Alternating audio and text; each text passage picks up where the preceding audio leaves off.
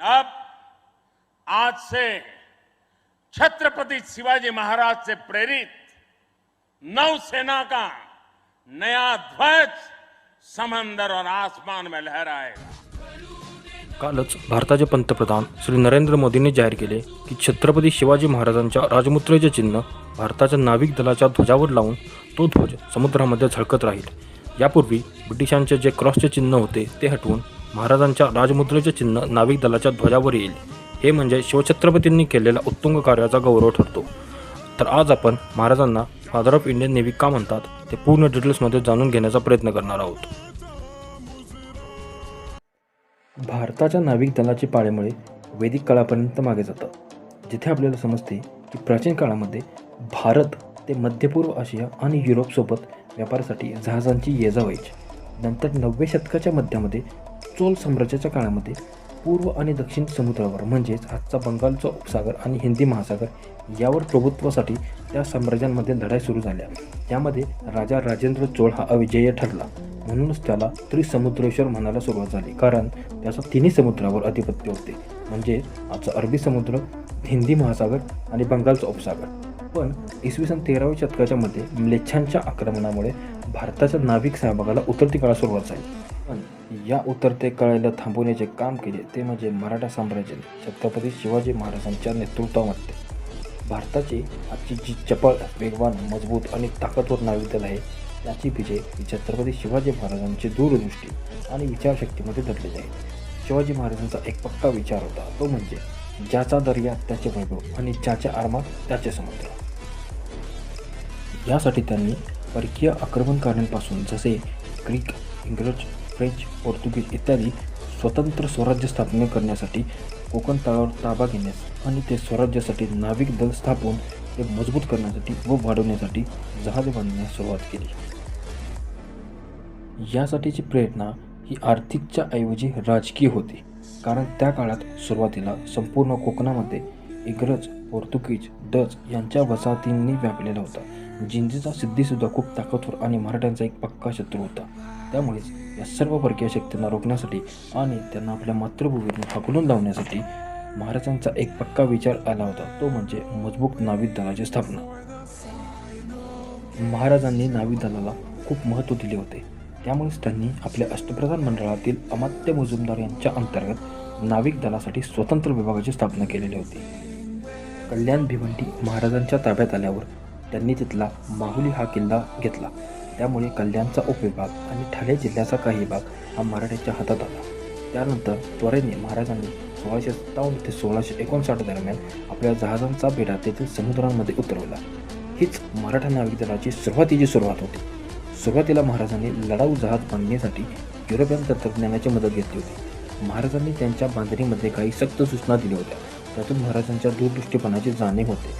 त्या काही सूचना अशा होत्या की जहाज बांधण्यासाठी फक्त सागाच्या लाकडाचा वापर करावा, आंब्याचे किंवा इतर बाकी फळांच्या झाडांचा वापर करू नये, कारण त्यांना उघडण्यास वेळ लागतो, तसेच त्यांची तोडणी झाल्यामुळे तिथल्या गावकऱ्यांना नुकसान होते इत्यादी। महाराजांनी छोट्या जहाजांबरोबरच गुराब, गुलबत जातीची जहाजे ज्यांची कपॅसिटी 10 ते 12 कॅनॉन्स आणि 50 मावळ्यांना वाहण्याची होती, तसेच मछवा, बाथोर जातीची जहाजे अन्नधान्य, धातुगोळा इत्यादी पुरवण्यासाठी वापरत। नंतर कन्नौजी अंग्रेजी काळामध्ये मराठा नाविक दलात पाल ह्या गुराब या जहाजाच्या ॲडव्हान्स व्हर्जनने सुसज्ज झाले।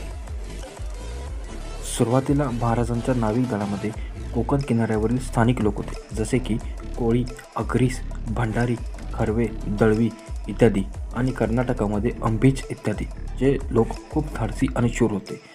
अशा ताफ्यांना सुबा म्हणत। एका सुब्यामध्ये 5 गुराब असत आणि एक गलबत असे। प्रत्येक सुब्यावर एक सुभेदार असे। दर्यासारंग, माणिक भंडारी, दौलत खान इत्यादी त्यावेळचे प्रसिद्ध सुभेदार होते। 16 जून 1964 मध्ये सुरतेच्या पहिल्या लुटीदरम्यान 6 महिन्याच्या आत सुरतेच्या इंग्रजांनी कारवारच्या इंग्रजांना जे पत्र लिहिले होते त्यामध्ये स्पष्ट उल्लेख आहे की शिवाजीकडे 60 फ्रिगेट्स आहेत आणि लवकरच तो यासह सुरतेवर दुसऱ्यांदा हल्ला करील आणि पर्शियावरून येणारे खलबत हस्तगत करील। हे छोटे नाविक दल स्थापन केल्यापासून महाराजांच्या पहिले यश म्हणजे दक्षिण कर्नाटकातील कोंडापूर जवळील बसरूरचा छापा। महाराजांनी बसरूरवर 85 छोट्या आणि लहान जहाजांसोबत छापा घातला. प्रचंड लूट मिळवून ते परत आले. हा छापा म्हणजे राजेंद्र चोलानंतर सुमारे 600 वर्षानंतर कोणा एका भारतीय राजाने केलेला पहिला नाविक हल्ला ठरला. या छाप्यामध्ये महाराजांना कोणत्याही नाविक दलाला तोंड द्यावे लागले नाही. हे महाराजांच्या नाविक दलाची लँडमार्क घटना होती, कारण या घटनेमुळे मराठ्यांच्या नाविक दलाची ताकद सिद्ध झाली होती आणि आता मराठ्यांच्या नाविक दलाची ताकद बसरूरपासून गुजरातपर्यंत एक हाती सिद्ध झाली होती. नंतर या छोट्या जहाजांचा महाराजांनी मिठाची निर्यात मध्यपूर्व आणि युरोपमध्ये करण्यासाठी केला होता. ब्रिटिश त्या जहाजांना सॉल्ट फ्लीट असे म्हणत. महाराज टोपीकर इंग्रजांबद्दल कायम साशंक होते. त्यांच्या आज्ञापत्रात त्यांनी स्पष्टपणे म्हटले होते की हे टोपीकर फक्त व्यापारी नाहीत, त्यांची युरोपियन बस्ताने राज्य करण्यासाठी आहेत. त्यांची परकीय भूमी प्राप्त करण्याची लालसा स्पष्टपणे दिसते. दुसऱ्यांच्या जमिनी परत देण्यासाठी ते खूप हट्टी आहेत. त्यांना इथे थारा दिला गेला नाही पाहिजे. नंतर महाराजांनी समुद्रकिनारी मोक्याचे ठिकाणे हेरून त्याचे सागरी किल्ले बांधले, जसे की सिंधुदुर्ग, विजयदुर्ग, सुवर्णदुर्ग, पद्मदुर्ग, जो की जिंजीच्या सिद्धीशी लढा देण्यासाठी बांधला होता. छत्रपती शिवाजी महाराजांच्या मृत्यूनंतर त्यांचे पुत्र वीर छत्रपती संभाजी महाराज यांनी ही नेव्हल लिगसी पुढे तशीच चालू ठेवली. संभाजी महाराजांनी मराठ्यांच्या नाविक दलामध्ये काही प्रगतिशील बदल केले, जसे की एका सुभ्यामध्ये 3 गलबते आणि 1 उग्राप असे. अगोदर फक्त 2 सुभे होते. संभाजी महाराजांनी त्यांची संख्या 5 वर नेली. दर्याराज म्हणजे समुद्राचा राजा. छत्रपती संभाजी महाराजांच्या मृत्यूनंतर स्वराज्याची राजधानी रायगड ही मोगलांच्या हाती सापडली, पण कन्नौजींची निष्ठा ही स्वराज्याप्रतीच होती. म्हणून त्यांनी सुवर्णदुर्ग परत ताब्यात घेतला आणि त्यावर किल्लेदार नेमला. नंतर ताराबाईंनी राजाराम महाराजांच्या मृत्यूनंतर स्वराज्याची सूत्रे हाती घेतली. नंतर कन्नौजींनी विजयदुर्ग ते कोलाबापर्यंत संपूर्ण कोकण किनारपट्टी ताब्यात घेतली. 1699 मध्ये पोर्तुगीज जिंजीचा सिद्धी आणि मुघल यांना कन्नौज आंग्रेंनी एक हाती हरवले. कन्नौजींची ही कामगिरी पुढील काही वर्षे तशीच चालू राहिली. नंतर 4 जुलै 1729ला कन्नौजींनी आपला शेवटचा श्वास घेतला. त्यानंतर त्यांच्या 6 मुलांनी त्यांची ही कामगिरी चालूच ठेवली, पण दुर्दैवाने कन्नौजींनंतर त्याच्यासारखा शूर सरदार झाला नाही. 1783 मध्ये आनंदराव धुलपे यांनी पाल जातीच्या जहाजांसोबत इंग्रजांची जहाजे आणि तोफा बुडवल्या.